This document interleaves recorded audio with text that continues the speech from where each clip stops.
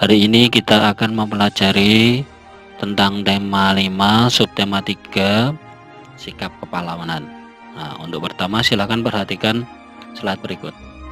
Nah, sikap kepahlawanan, pahlawan Indonesia. Apa itu pahlawan? Pahlawan adalah seseorang yang berjuang untuk negara. Setiap negara mempunyai pahlawan nasional. Ia melakukan sesuatu yang berani dan membanggakan. Indonesia memiliki banyak pahlawan yang telah berjuang untuk kemerdekaan. Mereka berjuang mengangkat senjata untuk mengusir penjajah dari Indonesia. Kemerdekaan yang kita nikmati sekarang ini tidak terlepas dari perjuangan dan pengorbanan yang dilakukan oleh para pahlawan. Mereka bukan hanya mengorbankan harta, tetapi juga jiwa dan raga. Karena perjuangan mereka, kita dapat menikmati kebebasan dalam menentukan cita-cita, mendapatkan pendidikan, dan mengemukakan pendapat. Lah, di slide ini juga ada gambar. Lah, silahkan kalian perhatikan gambar itu. Tentang seorang yang sedang menolong. Selanjutnya untuk muatan tema 5, subtema 3, pembelajaran 1, yaitu bahasa Indonesia yang pertama. Muatan bahasa Indonesia KD 3.8 dan 4.8. Silakan amati. Berikut adalah pahlawan yang dimiliki bangsa Indonesia pada masa penjajahan. Setiap kepahlawanan mereka tidak jauh berbeda dari sikap kepahlawanan yang dimiliki raja-raja pada masa Islam yang memerangi penjajah. Amatilah gambar berikut.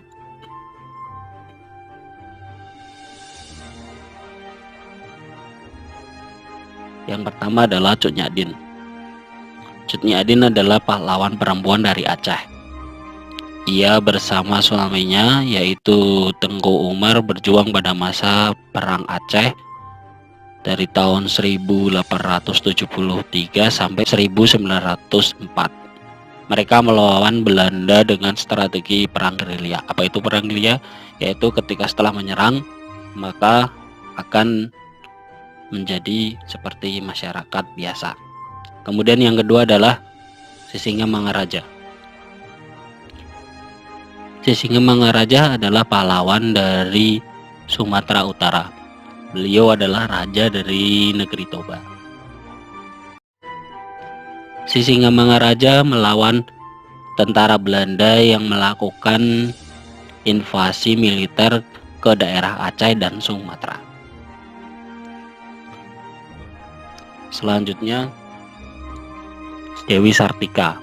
Dewi Sartika adalah pahlawan perempuan dari Jawa Barat. Dewi Sartika adalah perintis pendidikan bagi kaum wanita di Jawa Barat. Beliau mendirikan sekolah Kautaman Istri. Kemudian selanjutnya yaitu Pangeran Diponegoro. Pangeran Diponegoro mengangkat senjata untuk melawan Belanda di Jawa. Beliau memimpin perang Diponegoro atau Perang Jawa dari tahun 1825 sampai 1830. Pada perang ini Belanda menggunakan siasat licik dengan mengajak berunding.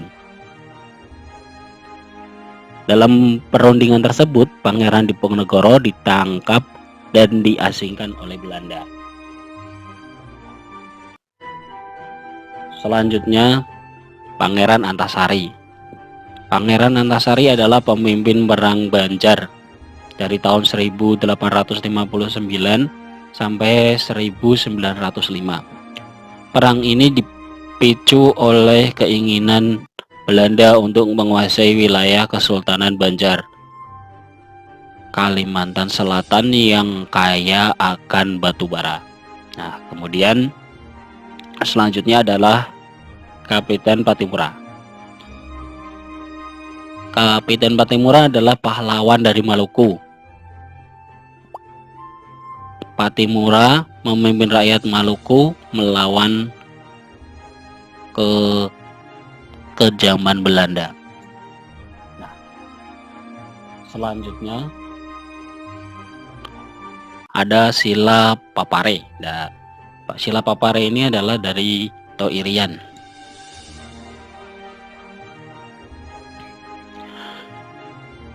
Sila Papare adalah pejuang penyatu Irian Jaya ke dalam wilayah Indonesia. Namanya diabadikan menjadi nama salah satu kapal perang TNI AU dan juga sebagai nama pangkalan TNI AU di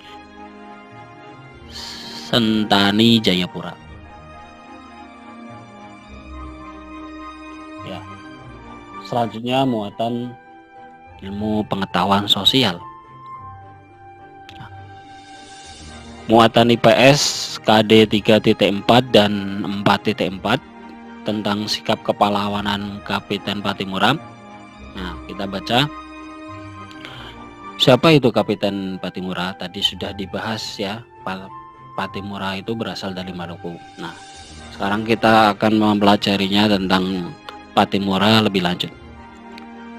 Kapiten Pattimura adalah pahlawan dari Maluku. Beliau lahir pada tanggal 8 Juni 1783 dan meninggal pada tanggal 16 Desember 1817.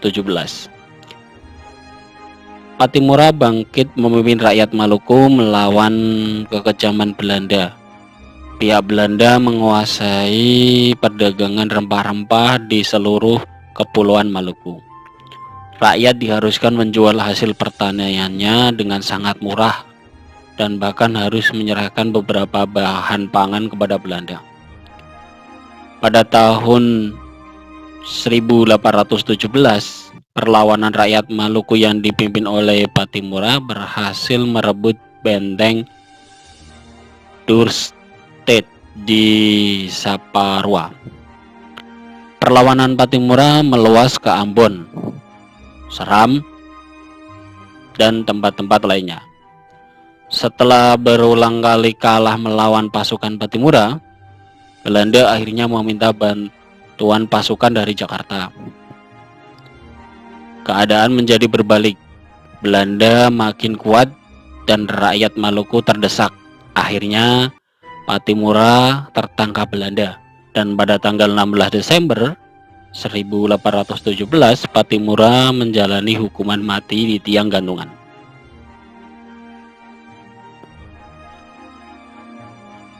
Lah, untuk Pattimura berjuang melawan penjajah Belanda supaya kekayaan alam Indonesia yang berupa rempah-rempah tidak dikuasai oleh mereka. Selain Pattimura, Indonesia memiliki pahlawan nasional lainnya, yaitu Bung Tomo. Perjuangan Bung Tomo turut membakar semangat pemuda Indonesia untuk berjuang. Karena itulah beliau pantas dijuluki pahlawan nasional. Untuk mengenang jasa Bung Tomo, ada beberapa barang milik Bung Tomo yang disimpan di Tugu Pahlawan Surabaya. Salah satu peninggalan Bung Tomo adalah mobil. Nah, setelah ini kita akan mempelajari muatan IPA.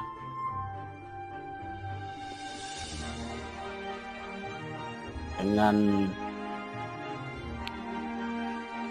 bertolak belakang dari mobil Bung Tomo. Nah, selanjutnya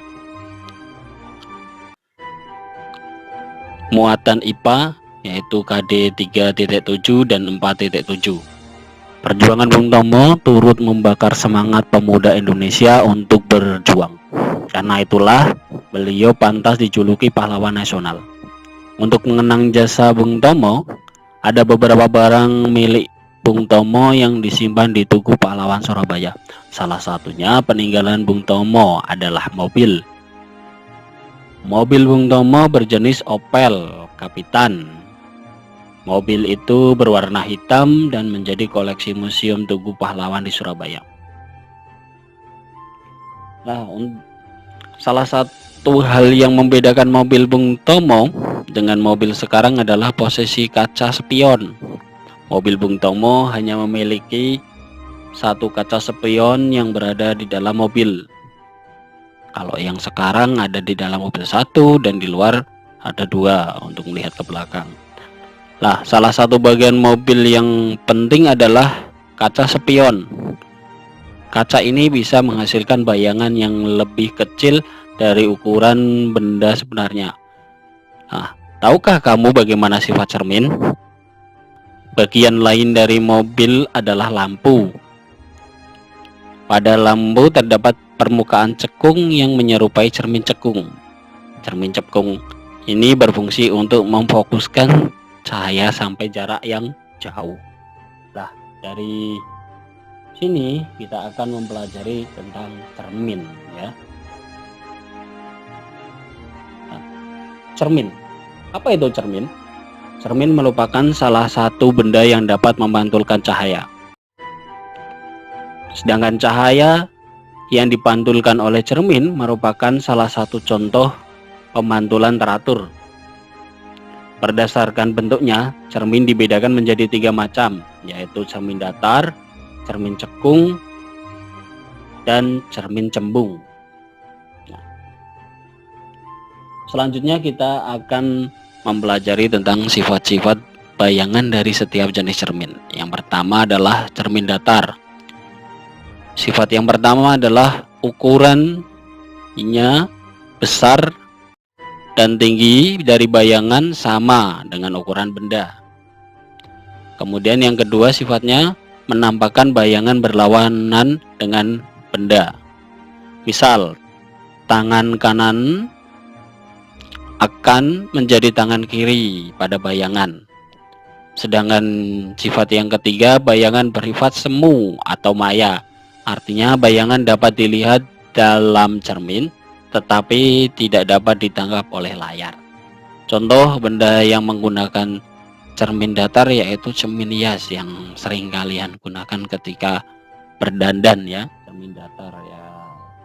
Sifat bayangannya, ukuran bayangan sama dengan benda. Kemudian yang ketiga, kanan kiri bayangan terbalik dengan benda. Yang ketiga, bayangannya semu. Ini sifat dari cermin datar. Kemudian sifat-sifat bayangan dari setiap cermin yang kedua adalah cermin cekung. Yang pertama, jika benda berada dekat dengan cermin cekung, bayangan benda bersifat tegak, diperbesar dan semu atau maya. Yang kedua, jika benda berada jauh dengan cermin cekung, bayangan benda bersifat nyata atau sejati, terbalik dan diperkecil. Contoh bagian cekung sendok makan. Nah, ketika kita mau melihat cermin cekung, kita bisa menggunakan sendok, tapi bagian cekung dalam sendok makan tersebut, ya. Kemudian lampu senter dan lampu mobil. Nah, ini contoh gambar dari cermin cekung. Yang pertama, sendok yang bagian cekung atau bagian dalam, kemudian lampu mobil, kemudian senter, ya. Ya, ini, ya. Ini.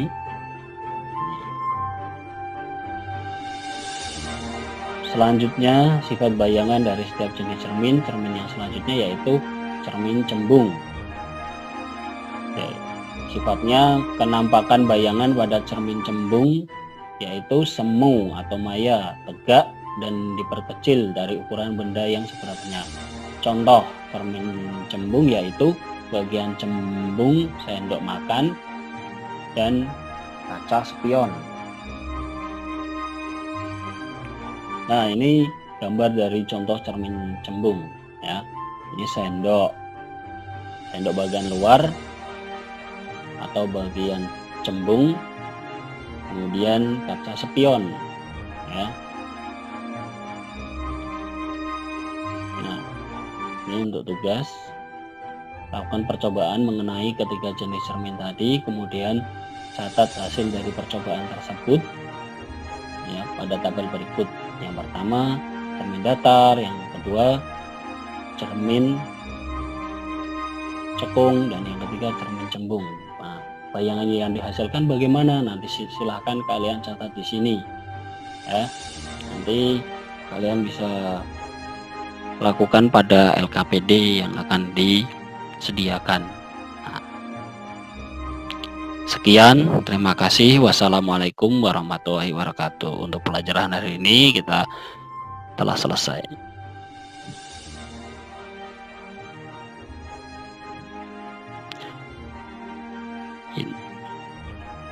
Materi ini dibuat untuk memenuhi tugas pembelajaran tematik